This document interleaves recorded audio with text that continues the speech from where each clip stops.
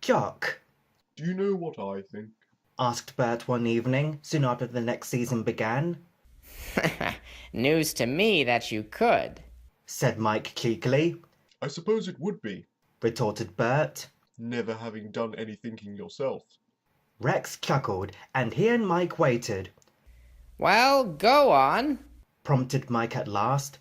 Aren't you going to impress us with your thoughts, after all? He winked at Rex. Something Bert announced after another pause. is going on in the workshop. Work? Suggested Rex innocently. Bert took no notice. I think Went on Bert. that the men are building something. I was waiting at the platform yesterday and the workshop door was open. I couldn't see much, but there was something on the floor inside. It looked like a boiler. Is that all? Said Rex. He sounded disappointed. Probably a spare for one of us. Said Mike. I don't think so. Argued Bert. There were wheels as well. What I think He paused dramatically. is that they're building a new engine. My fitter said he'd heard a rumor. Added Bert.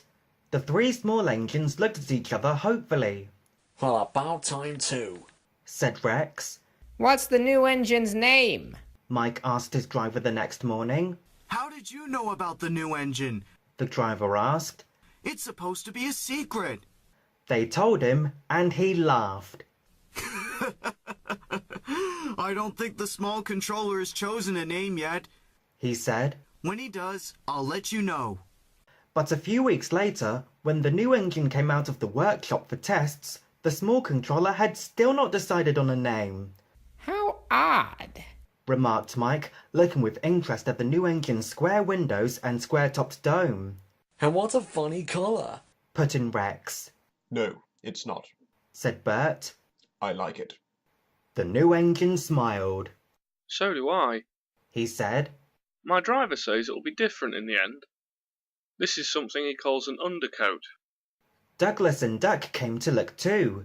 Douglas had just brought some empty ballast trucks along the branch line.